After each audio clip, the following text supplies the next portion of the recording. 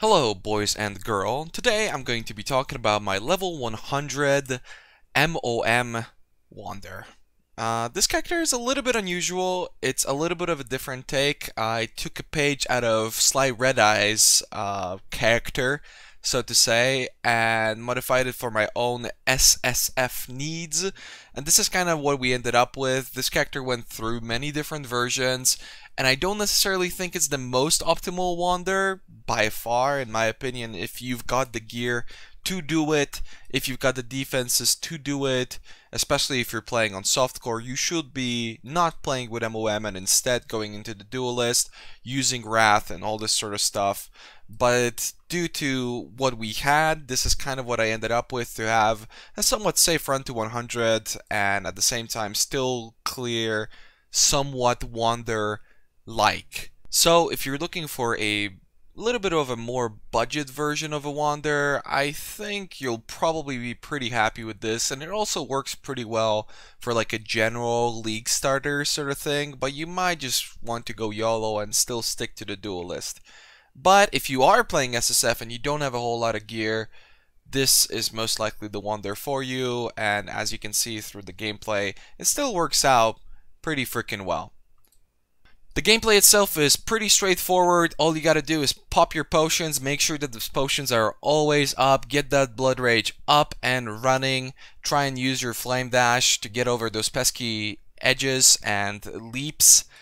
And other than that, you're just kinetic blasting. It's got a massive AoE with those Deadeye nodes, and you can really get it around any corner you want. It deals incredibly well with beyond monsters and just about anything that either persists in the zone or you need a lot more single target for. Kinetic Blast is an incredibly powerful skill right now, and as long as you can get enough damage and can deal with the sometimes annoying single target, it really works wonders. As for the single target, it is very important that you do have mobs standing by walls, so whenever you're dealing with anything, you want to try and run into the wall or get the mob under a wall so you can shotgun it with your kinetic blast. Like I mentioned before, this can be a little bit awkward, but for the most part it works out pretty well. If you really want to, you can run the barrage setup, but I highly recommend that you stick to full powerhousing your kinetic blast, and it really works wonders. And for the most part, it is a much better damage source than a barrage could really ever be, as long as the mob is standing under a wall. So without further ado, let's talk a little bit more about the gear. So this character went through many different stages. Initially I was using an Essence Worm and Oscarm gloves, which provided me with the Assassin's Mark, therefore granted me the power charges. But eventually, as my jewels kept getting better and better and my gear kept getting better, I ended up at a point where I figured I might as well drop the Wrath, as suggested by Redeye actually initially, but at the time I didn't feel like I had enough gear. And then I dropped the gloves, which were a real hindrance. I feel like for the longest time it was something that I really wanted to get rid of for quite a while, and since I was no longer using Wrath and I was no longer using the Oscarm, I am using a Assassin's Mark Curse and Hit, and that's kind of what stuck. And I think for a final setup, that's pretty good.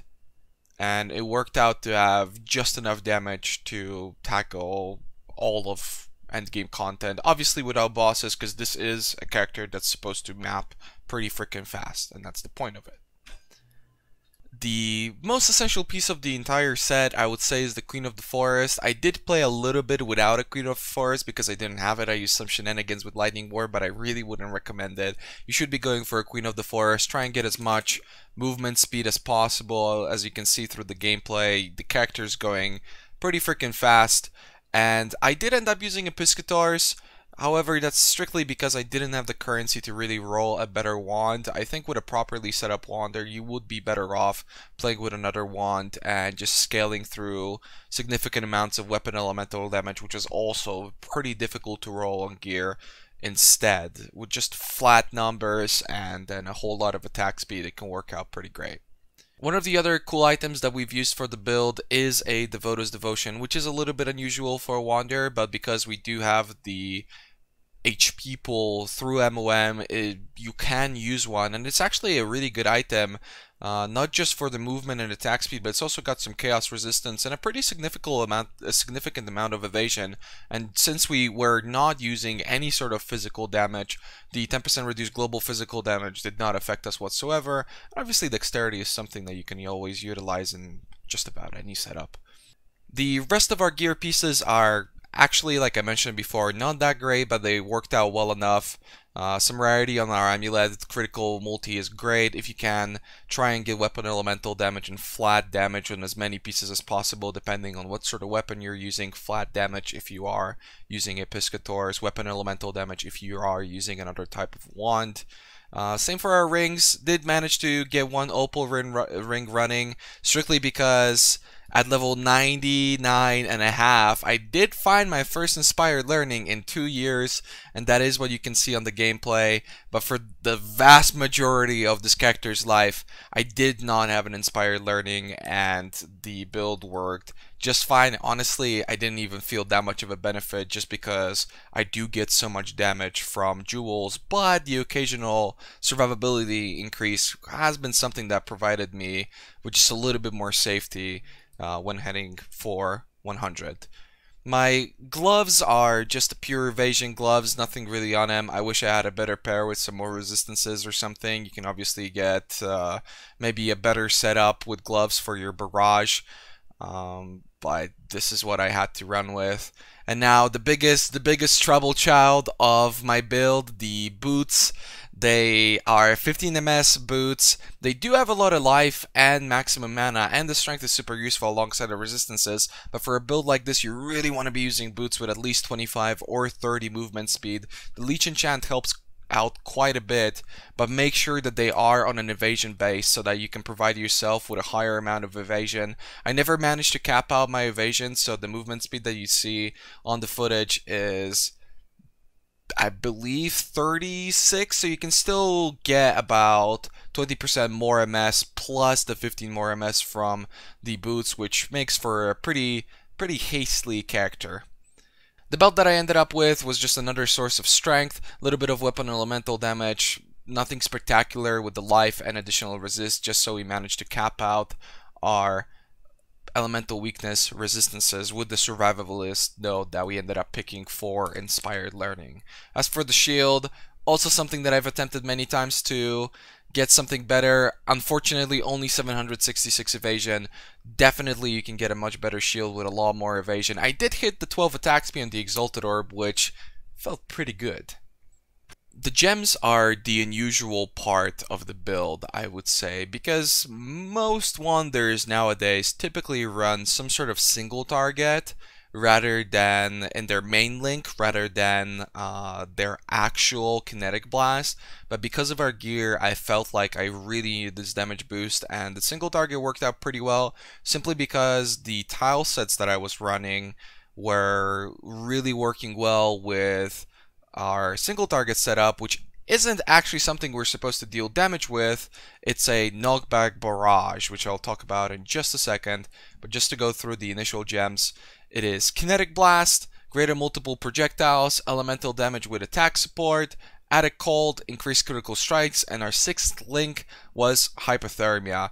I think with my current setup, I would prefer the 6th link to be something like possibly added lightning, but honestly it was very difficult to fit it in just because I could not find enough chromatics. So if you do have and it would be 4 off colors if I were to roll it. So if you do want to get those 4 off colors, probably your best bet is to roll your Queen of the Forest initially with Varici, then 6 socket it for the 2 last green colors, and at that point you're gonna have a pretty good setup. But unfortunately, in most cases, you're gonna have to 6-link your chess piece for it to really work well. I felt like this was something that I got away with pretty well, and the Hypothermia was doing just enough damage to chill bosses.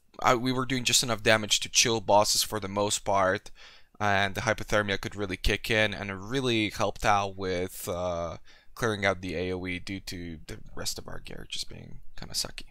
The barrage setup that I talked about before is unusual, but bear with me. It is greater multiple projectiles, faster attacks, barrage, and knockback. So like I mentioned before, we do try and knock back bosses into walls. As you can see in the footage, it is working out pretty well, but for the most part you do need to have a setup atlas. The maps that I was primarily running was Sewer, Underground Sea, Bone Crypt, Armory, and Waste Pool, all of which were really simple to single target in. You can just knock back the boss into the wall, or the boss is just walking by the wall, or the boss is already standing on the wall, and you can pretty much kill them immediately with the Kinetic Blast. So this is what worked out best for me. I did have a single target barrage set up at some point, but I just didn't feel like it was that great. And that was also primarily with the RAF, when we just had a whole lot of open sockets due to the fact that we were not using Herald of Ice. But once we've got the Herald of Ice equipped, it was very needed. The sockets were very much needed for our build to work out well. As for the utility, we've got Flame Dash with faster casting on our shield with a separate decoy totem. The decoy totem is a little bit de-leveled. Try and get it leveled up. It wasn't that big of a deal because I wouldn't use it that frequently, but if this is a character that you want to be playing earlier on while still trying to set up your atlas, honestly, I would really bet all my money on the decoy totem or on a barrage setup, because it makes a pretty massive difference. Eventually, once you get enough damage, you don't really have to use it, but in the early stages, yeah, make sure to take care of your decoy totem. The other utility slot is, of course, our Herald of Ice setup. Try and get quality on it, because quality is global cold damage, so that helps out a lot. Assassin's Mark, Curse and Hit, and Enlighten. The Enlighten is not necessary, but it does help out a little bit with mana. I believe it does give me about 50 mana, which is immensely impressive. If you can fit something else in there, go for it. I don't really have much of an idea of what else I can get. But then again, I didn't think too much about it when trying to push out those levels. So obviously this is something just so we can get our Assassin's Mark. Sometimes you're going to get it on bosses, which helps out, but for the most part we're trying to generate power charges through here, and if sometimes get a little bit more crit, maybe for those pesky yellow Bestiary and red Bestiary mobs. Our helmet setup is Immortal Call, cast when damage taken, increased duration, and Vol Grace. I was a big non-believer in Vol Grace, but honestly, with a build that uses acrobatics and phase acrobatics, popping Vol Haste on top of a boss with 35-ish thousand evasion is just massive. You never really get any damage dealt to you, and it truly helps a lot. The reason why I never really liked Vol Haste in the past was because, I mean, if you know you're going to be doing something dangerous, then why would you take that risk if you can just avoid it? And if you don't know if you're doing something dangerous, then since you haven't used Vol Grace, it's going to be useless, right? But honestly, with this character, you clear so fast, you can even keep up your Vol Grace at all times. And when it comes to dealing with some of the bosses that you know for a fact won't one-shot you, but can deal a pretty decent amount of damage to you, yeah, it helps out a lot, because it just allows you to sit on top of that boss for just a little bit longer before it finally manages to hit you. And for the most part, in that time, you're able to kill just about any boss from the shape maps, including 14s and 15s. And then, since we do have Vol Grace in our Devotos, alongside the Immortal Call, our last setup is cast when damage taken and Enfeeble in our wand. This is just so we can get a defensive courage, just in case we ever really get hit, which doesn't happen often, but it does happen sometimes. And a leveled up Blood Rage. I mean, you can run it at low level if you want. I like the self-cast Blood Rage. That's absolutely up to you, but I do recommend leveling it up just because it's extra attack speed and it's less annoying when you're getting into a map, because you really don't get hit all that much unless it is a spell.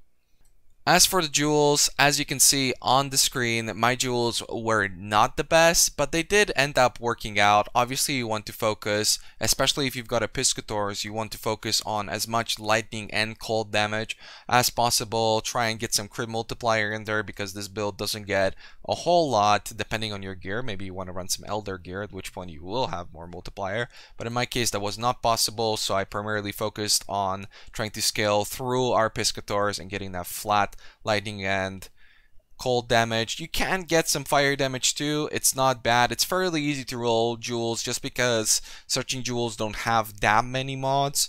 So getting some wand and utility mods is just pretty accessible for anybody through the trade websites. For our potions, I run a Seeding Divine Life Flask of Grounding. This is because we don't have that much HP. It doesn't take a whole lot of damage to shock us for a full 50%. So because we can't really get grounding on anything else, make sure that you have it on your flask or try and get some form of elemental ailment evasion somewhere on your gear with some Elder or Shaper stuff, but I wasn't able to do it, so this was my only option, and luckily I never got shocked and absolutely destroyed, and the flask did help sometimes when I did see that I am shocked.